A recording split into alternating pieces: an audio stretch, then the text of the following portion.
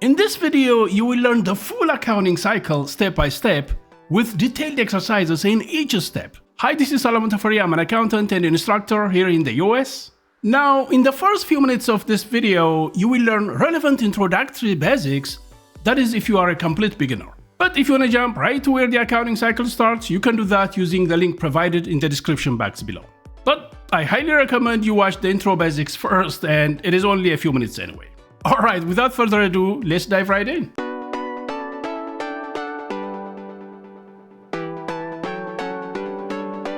The accounting cycle is a cycle of series of activities and operations that begins at the beginning and ends at the end of an accounting period of a business entity. The purpose of the accounting cycle is nothing but analyzing, recording, and accurately reporting financial activities. The specific steps or operations of the accounting cycle are collecting or identifying transactions, journalizing transactions, posting the transactions, preparing an adjusted trial balance, processing adjusting entries, preparing adjusted trial balance, preparing financial statements, and processing closing entries. We're now going to delve into and dissect each of these activities and operations. But before that, let's see a couple of important basics we need to know to seamlessly go over each of these phases of the accounting cycle. These basic concepts and tools are transactions, the accounting period, and chart of accounts. Let's see what they are. First, transactions. A transaction is an event that brings change to the balances, that is, the amounts of financial accounts. I'm referring to financial accounts as just accounts from now on, because accounts is the common word in accounting anyway. So, what are accounts? Accounts are classifications of financial resources of an entity. For example, assets like cash, buildings, cars owned by a business entity are accounts of the entity. Not only assets, but liabilities or debts such as loans and any other liability owed by a business entity are accounts of the entity as well. So when a transaction occurs, it changes the balances of at least two accounts. For example, when a company completes a transaction by purchasing equipment such as computers for 50 employees for a price of $1,000 each on credit, that would be a cost of $50,000 for all the 50 computers, right? Now, a couple of changes have taken place because of this purchase transaction. One of the changes is that the total electronic equipment or computers, which are assets, owned by the purchasing company is increased by $50,000. The other change is that since the purchase is made on credit, the debt or liability of the company is increased by $50,000 as well. That means this purchase transaction brought changes in the balances of electronic equipment as well as liability of the company. That is why transactions are defined as events that bring changes to the balances of accounts. Next, we have accounting period. The accounting period is a time period in which all transactions that occurred within the period must be recorded and financial statements or reports of the period must be produced at the end of the period. You can learn more about accounting periods and transactions in my Accounting Foundations video. The link is in the description box below, but you don't need it right now. You can use it once you're done with this one. So the most important aspects of accounting periods are the reports. One of the reports produced at the end of an accounting period, the balance sheet, is a report with a snapshot of information on the last day of an accounting period. Specifically, the balance sheet reports how much financial wealth or resources an entity owns or controls, that is the total assets of the entity, how much debt it owes to other entities, that is the total liability of the entity, and the net worth of the entity, that is equity of the entity. We'll see the details of how financial statements are prepared later in this video. The other financial statement produced at the end of an accounting period is called the income statement.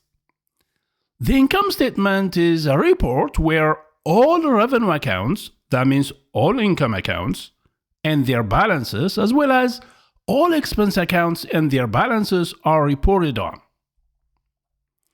The numerical difference between the total revenue amounts and the total expense amounts is the net income or net loss. This net income is also shown on the income statement as the final number. The other main financial statement is the cash flow statement. This financial statement reports the total cash inflows, total cash outflows, and the net cash flow recorded during an accounting period. All these financial statements are the end products at the end of an accounting cycle. So we're looking at financial statements in detail later in this video as we progress through the accounting cycle. Next, we're looking at what a chart of accounts is. A chart of accounts is simply a list of all the accounts used by a business entity. The accounts listed on a chart of accounts are usually grouped by their type. By type, I mean the classification of the account, such as asset, liability, and so on. Each account listed on a chart of accounts is identified by an identification number and the name of the account. Here you can see a chart of accounts grouped by type, and each account has an identification number and the name of the account. Asset accounts are listed first here, then liability accounts are listed next, all the way to expense accounts. Alright, now that you know the basic concepts and terms to start an accounting cycle, we're starting with the first step of the accounting cycle. But just a quick note here, as I mentioned earlier, a full accounting cycle begins at the beginning of an accounting period and ends at the end of an accounting period. The accounting period can be a quarter, which is 3 months, or 1 year. So as you can imagine, there can be thousands of transactions that occur in an accounting period. Most of them are repetitive and some can be unique. Since in this video, we're focusing on the accounting cycle and not on the different types of transactions, we're picking only a couple of the most common transactions of a business entity and processing them from beginning to end of the accounting cycle. So accordingly, here is a sample company, an IT company, and related information we're going to be working on for the rest of this video. IT company is randomly chosen. The accounting concepts and procedures we're practicing in this video work for any type of business entity. And let's say the name of this IT company is Intech PLC. I'm calling it just Intech. And you're an accountant of this company. And just don't worry, we're going to be doing everything together. So all I need from you is, you guessed it, your attention. Okay, the accounting cycle of Intech starts on July 1st and ends on June 30th of the next calendar year. Intech operates by providing IT services such as consultancy, development of software products, and other related services to corporate customers like banks, government agencies, and other big and medium-sized companies. Although Intech provides different types of services, all incomes generated from all services is recorded under one revenue account, and that revenue account is service income. Similarly, although Intech may incur different types of expenses throughout the year, we're assuming salary expense as the main expense throughout the accounting cycle, because other expenses also follow the exact same logic and procedure, and we don't need to overcrowd this video with redundant account types. However, in a separate video, we'll be looking at operations involving all major accounts. Great! Here is other information related to the financial position or status of Intech. These are all the assets Intech owns or controls, and these right here are all the debts or liabilities that Intech owes.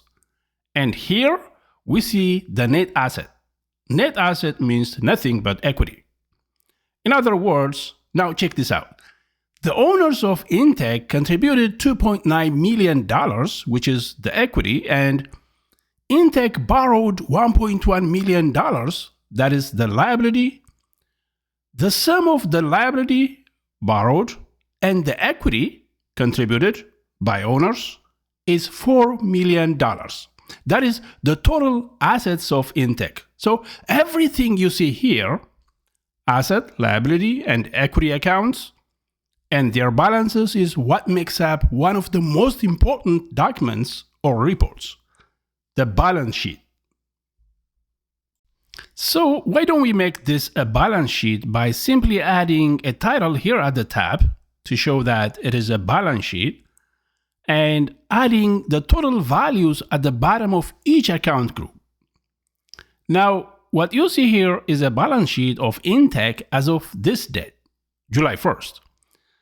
As you can see here, the total liabilities and total equities is shown here, which is exactly equal to the total assets here, which is consistent with the accounting equation. Now, note that the first day of the accounting period, which has a length of 1 year, is July 1st. So this balance sheet shows the financial status of Intech on July 1st. That means as of this date, July 1st, Intech owns all these assets, owes all these debts, and has equity, which is a net value, as shown in the equity section here. As we progress through the accounting period, we will have transactions in the accounting period that can change the balances of some or all of these accounts. Now we're about to start the accounting cycle step by step. Here are all the steps in the cycle. These first 3 steps of the accounting cycle are performed throughout the accounting cycle or throughout the accounting period on a daily basis, or as transactions happen. But the remaining steps of the accounting cycle, these ones, are done only at the end of the accounting cycle, that is, on the last day of the accounting period. That means before starting these closing operations, we must do each of the first 3 steps for each transaction identified. With that being said, let's now start with the first step of the accounting cycle, identifying transactions. Here we have the details of a transaction. Intech software programmers completed the development of a software application for a large company called ABC PLC. The price Intech charged ABC PLC for developing the software is $3.5 million. The software development was completed and accepted by ABC PLC on May 15th. However, Intech will not be paid this price of $3.5 million until after 2 months. Instead, someone at Intech generated and sent an invoice to ABC PLC with a copy to you, the accountant.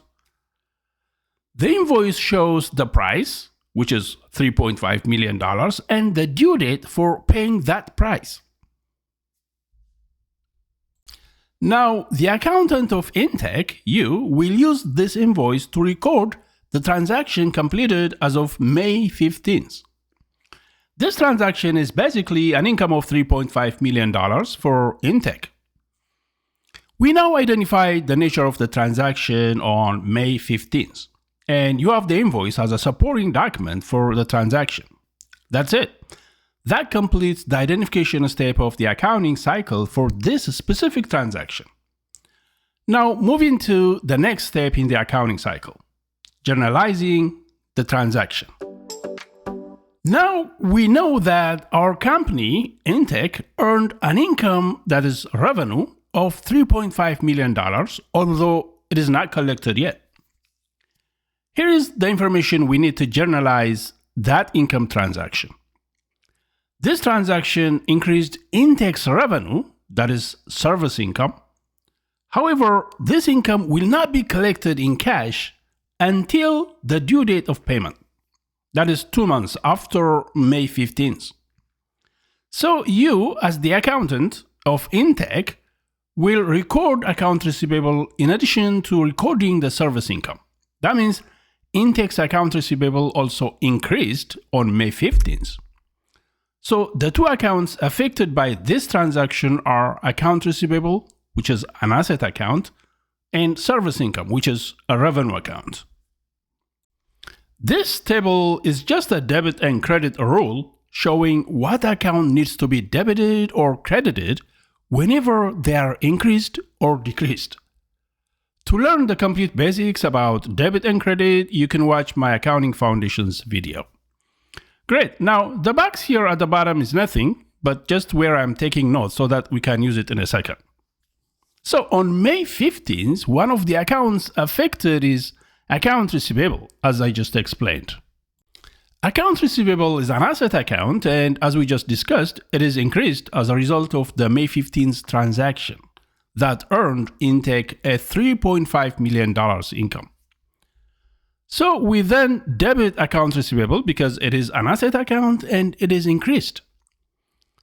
The other account affected on the May 15th transaction is service income, a revenue account, also increased. So based on debit and credit rules, we credit service income for Intake. Now, let's open a journal and record this transaction. A journal is the first accounting record where transactions are first recorded in accounting. Here is a blank journal. We start with the date, that is the date when Intake completed developing the software for ABC PLC as evidenced by the invoice. Let's see the little note we just took. First, we enter the debit part of the transaction into the journal. Accordingly, the account name, which is account receivable, is entered here, and the amount of the transaction, which is $3.5 million, is entered here on the debit side. Then the other account affected is service income, and it is the credit side of this transaction. So we enter the name of the account in this account title column and enter the amount on the credit side of the journal. The last piece of information we add to the journal is a brief description of what the transaction is, which is just a couple of words. For this transaction of earning income, you can say something like income from software development or something like that. That completes the journal entry for this transaction. The next step in the accounting cycle is posting this same transaction to the ledger accounts. What is posting? And what is ledger? A ledger in accounting is a separate record for each account. For example, account receivable has its own ledger. In the same way, service income has its own ledger. All other accounts listed on the chart of accounts have their own ledgers, where their values or balances are maintained and any changes to that value or balance is updated. This is an example of an account receivable ledger. Since account receivable is an asset account, the amount of any increase in account receivable is entered here as debit. In addition to debit and credit columns, a ledger also has other columns such as a date, description, and reference columns. Now, posting, on the other hand, is a process of transferring transactions recorded in the journal to the respective ledgers of the accounts. Now, let's post the transaction that we just recorded in the journal into the account receivable and the service income ledgers. First, let's post the account receivable part. Here we have the journal we just recorded. The account receivable ledger is here at the bottom. We're now transferring, that is posting, the account receivable portion of the journal entry to the account receivable ledger. The ledger you see here is a blank ledger showing what ledger it is, which is the accounts receivable ledger as shown here, along with the account number of accounts receivable, and different columns such as date, description, debit, credit, and balance columns. It has a beginning balance of $0. That means there is no any account receivable to collect from customers before we post this transaction. That will change once we're done posting. Let's move on to posting. The date in the journal entry is going straight to the date in the ledger. In the description column of the ledger, we can add something that describes the transaction. We can use the description we used in the journal. Since accounts receivable is debited in the journal, we also enter the amount in the debit side of the ledger. Then we calculate the balance of accounts receivable by adding the amount we just added in the debit side to the balance already in the accounts receivable ledger. Adding the two, we get $3.5 million because the previous balance is 0. We enter that new balance of $3.5 million here as an updated balance. Let's now fill the post-reference column in the ledger. The post-reference column is just a number that cross-references a journal entry with a ledger entry. Although nowadays, with the increased use of software accounting applications, automatic numbers are generated by these applications to use as a post-reference, traditionally, the post-reference column to use on the ledgers is the page number of the journal. So we just put J1 in the PR column of the ledger to indicate that this entry came from the first page of the journal. And on the journal side, we need to know what ledger the entry is posted to. For that, we just enter the account number of the account receivable account, shown at the top right corner of the ledger, into the PR column of the journal. Now, at any time, anyone can trace where the entry in the ledger came from and where the entry in the journal went to. That completes the posting of the account receivable part of the transaction. So let's put aside the account receivable ledger and get the service income ledger. Since we are following the exact same procedure to post the service income, we can now go ahead and do this one quickly. Good. The only little difference is that we move the dollar value of the transaction from the credit side of the journal to the credit side of the ledger. Finally, we add that amount to the balance already in the ledger, which is 0, and get a new balance, which is entered here on a new line. That's it. That completes the posting of the revenue earning transaction. Just a second. Do you want to see more videos like this? That is easier than you probably think. Like this video and subscribe. Yes, that is all it takes. Also consider sharing with folks in your circle. We just completed these first steps of the accounting cycle for one transaction. These last 5 steps are closing steps of the accounting cycle, as they are all done on the last day of the accounting period. So before rushing to close, let's add one more but a different type of common transaction and do the first 3 steps of the accounting cycle again before jumping to the closing steps. How does that sound? Perfect. Let's identify the transaction first. This time, I'm running through it quickly as the procedure is done in the exact same way. But the nature of the transaction this time is a little different. It is a payroll transaction, that is paying employees their salaries on a payday. As you may know, when paying salaries to employees, in addition to the net salary payment, there are a lot of other deductions and employer contributions that are also recorded and posted. But since this video is not about different types of transactions, we're only focusing on and processing the net salary payment. The different types of related payroll transactions are to be covered in a separate video. Great. Here is the information we should know to record and post the payroll transaction on payday of intake. The payday for the purpose of this illustration is May 30th. Our source document for processing the payment of salaries is the payroll register. A payroll register is a document where a list of all employees, their salaries and benefits, as well as other related information is maintained and updated. So according to the payroll register, the total net salary to be paid to intake employees on May 30th is $900,000. That is all we need to know to satisfy the identification step of the accounting cycle. Now, moving on to the next step, journalizing this transaction.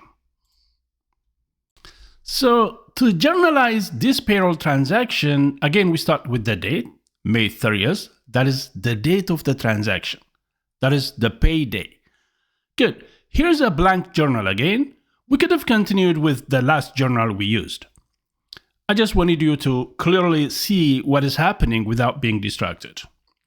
Accordingly, we enter the date in the date column. Now, let's identify the account to be debited. When intake pays salaries to employees, it is making expenses, right? But what type of expense? Obviously, salary expense. Salary expense is an expense type. Like any expense account, salary expense is debited when it increases. That is when incurred. Let's take another look at the debit and credit rule table just to make sure. So salary expense is an expense account, and it was increased as a result of the May 30th salary payment. So that means we debit expense accounts when they are increased. That means we enter salary expense on the first line of the journal here, and the amount of the expense on the debit side right here, which is $900,000. We're debiting the entire salary payment to salary expense to simplify this illustration, but the debit part of salary payment is usually split into two, because some portion of salary expense is usually accrued previously. Don't worry about that for now, it is a different topic. To learn about accrual of expenses, you can later go to my Accounting Foundations video using the link in the description below. There will also be a separate video covering the accrual part of payroll transactions. Now, let's record the credit part. Since we are recording this transaction on a payday, cash must be paid to employees, commonly by transferring money from one or more of the employer's bank accounts, in our case, intake's bank account, to each of the employees' bank accounts. So cash, an asset account, is credited because looking at the debit and credit rule table, when cash, which is an asset account, is decreased by paying out cash, it is credited, as you can see. So here in the journal, we enter the name of the account here on the second line, which is cash, and enter the amount of cash payment, $900,000, on the credit side here. Also note that the debit and credit amounts should always be equal to each other. Finally, we enter a brief description here in the description column. That can be net salary payment or something like that. Now that we've our journal entry done, let's post it to the ledgers. We're following the exact same posting procedure as before. So we can run through this one quickly. We're going to post the salary expense part to the salary expense ledger and the cash part to the cash ledger. First, let's do the salary expense posting. Okay, here's a blank salary expense ledger at the bottom. The date, debit amount, and the description in the journal go to the date, debit, and the description columns in the ledger. Lastly, this new transaction debit amount in the ledger is added to the previous balance, which in this case is 0, and the sum, which is now the new balance, is entered here in the balance column. Great. Posting to the salary expense ledger is now done. Let's put aside the salary expense ledger for now and bring the cash ledger. Here is the cash ledger with an initial or beginning balance of $4 million. The procedure for posting to the cash ledger is exactly the same. Data from the journal is brought to the cash ledger in the same way. Here's the cash ledger with the posting done. The only difference here is that The cash had a beginning balance of $4 million, so the $900,000 credit to the cash reduced the cash balance to $3,100,000 because crediting an asset account reduces the balance, which we discussed briefly earlier when using the debit and credit rule table. Great! That completes the posting of the payroll payment on the payday of May 30th. Now, although the last day of the accounting period is June 30th, let's assume that this payroll transaction is the last transaction of the period. That means we're now on June 30th and we're ready to jump to the next step of the accounting cycle, preparing the unadjusted trial balance. We're now preparing the unadjusted trial balance. Let's first define and see what a trial balance is. A trial balance is a list of all the accounts used by a business entity along with their balances. For example, here is a sample trial balance. Here you have the title with the company name, and this is the date the trial balance was created. These are all the accounts of the given company ordered and grouped by their classifications. That is, assets are listed first, then liabilities, all the way to expenses. The quantity and types of accounts depend on the size, industry, and nature of business operations of an entity. These are account numbers that identify each account. Account numbers for large companies are usually multiple digits, longer than just 2 digits. The balance of each account is shown here on the debit and credit columns. Let me ask you a quick question here. What do you think is the source of all these balances? I have not mentioned this so far, so you're not expected to know this unless you have some experience in accounting. Okay, the source of the balances on the trial balance is the ending balances of each ledger account that we were working on when posting from journal to ledgers.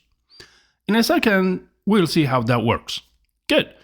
Asset and expense accounts have debit balances, whereas liability, equity, and revenue accounts have credit balances. The purpose of the trial balance is to make sure that the total debits, which is the sum of all the debit amounts, equals the total credits, that is the sum of all the credit amounts, as you can see here at the bottom. This is just a random sample trial balance. While trial balances have the same general format as this one, different companies may use a slightly different format. Great. Now let's go ahead and generate the unadjusted trial balance of Intech on June 30th. That is the end of the accounting period of Intech. In a minute, I will tell you why it is called unadjusted. Please note that this and many other activities of the accounting cycle are nowadays automatically done by accounting software applications. But learning the steps manually helps you to quickly understand the relationships between entries, records, reports, and the logic behind the scenes, and so on. Now, let's continue with generating the trial balance from all the ledger accounts. Although trial balances are built with all the ledger accounts as sources, we're going to be using the ledger accounts we worked on in the posting step. Here are those ledgers: accounts receivable, service income, salary expense, and cash ledgers. We're taking the account numbers, the account names, and the ending balances from each ledger. I took a note of that information like this. In addition to these accounts and balances, Intech company has some other ledgers not shown here. These accounts are notes payable, account number 21 with a balance of $1.1 million, and contributions, which is an equity account, account number 31 with a balance of $2.9 million. Now, let's use these values to produce the trial balance. The result is this trial balance right here. All we did is just plug in the values we just took from each of the ledger accounts and put them in a trial balance format.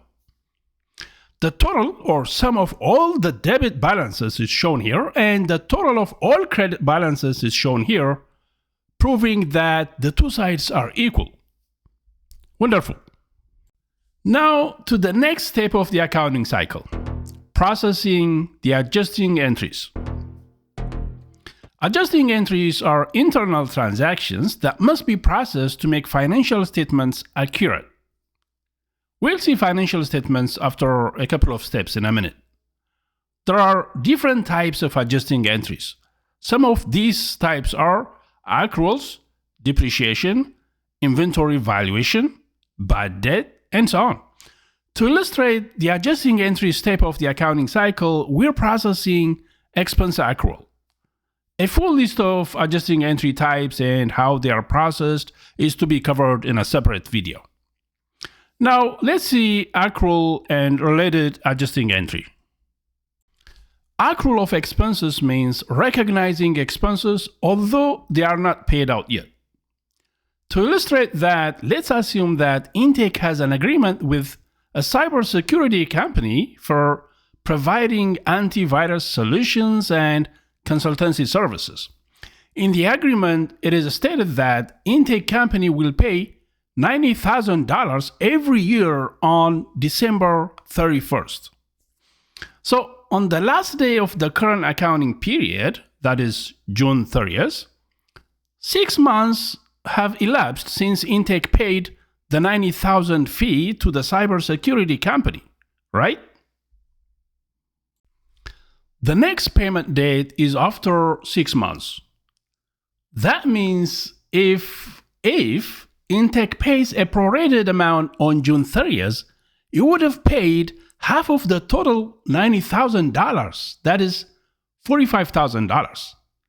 That $45,000 is considered an accrued liability. The expense is incurred, although will not be paid until after 6 months. So it is treated as an expense on June 30th. Intake has an expense account to track cyber expenses, which is named just cyber expense. Since it will not be paid until after 6 months, it will be kept in a separate liability account called accrued liability. This accrued expense is then journalized and posted in the exact same way as any normal transaction. So after this accrued expense is journalized and posted, the cyber expense ledger and the accrued liability ledger look like this right here. They each had a beginning balance of 0, and now they have an ending balance of $45,000 because of the accrual we just created.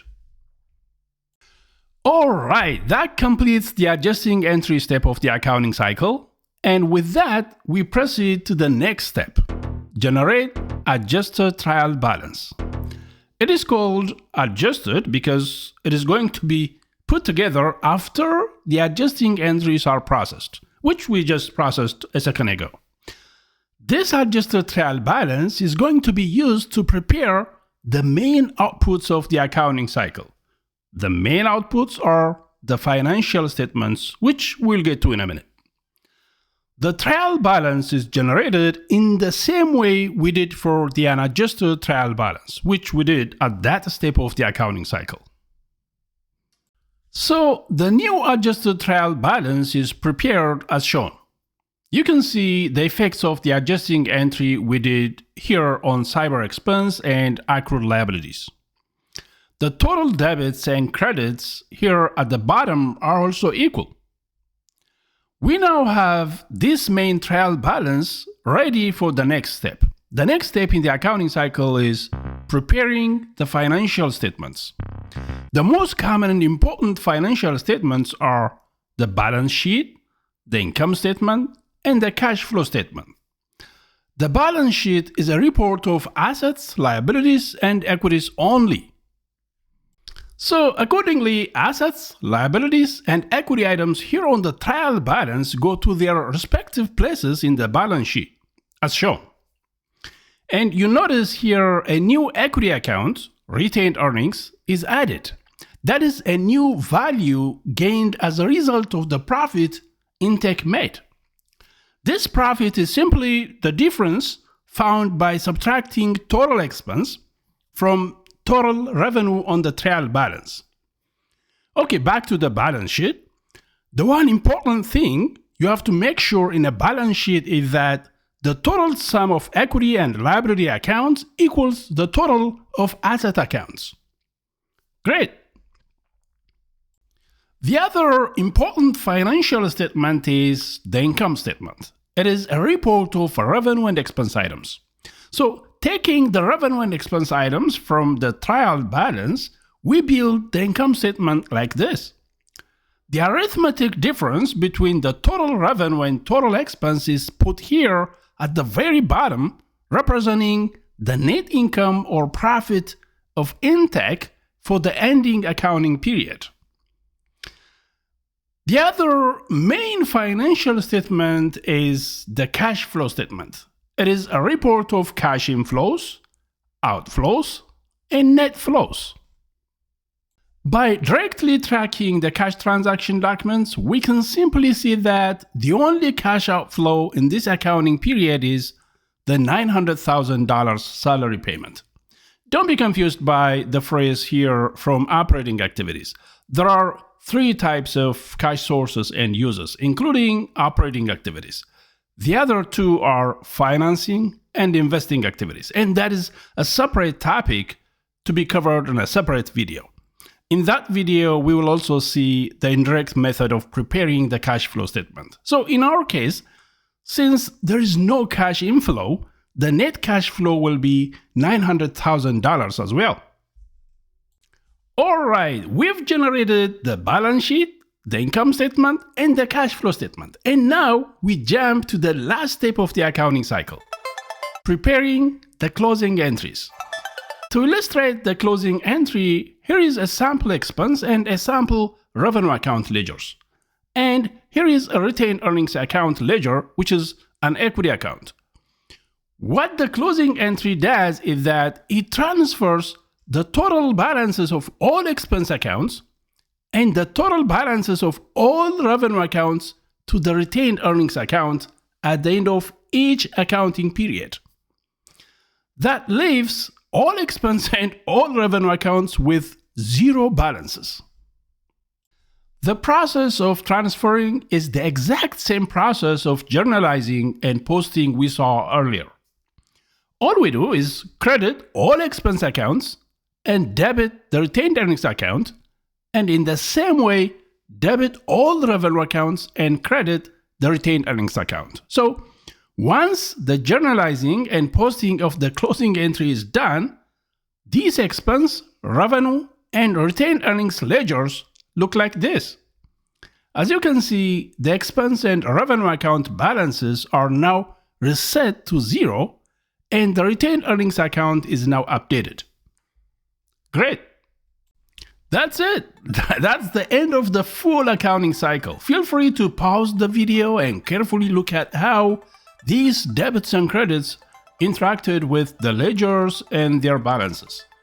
Now, the good news is that most time-consuming parts of the accounting cycle are nowadays done with the help of accounting software applications. But professional accountants still need to know each of the nitty-gritty that we have so far discussed in this video to even effectively use these applications. The accounting cycle restarts all over again for the next accounting period with the first step of the cycle. Alright, I hope you learned something new and useful. But if you have something in mind that you would like to ask, just go ahead and drop it in the comment box below and I'll shoot you an answer as quickly as possible. Okay, until the next topic, take care.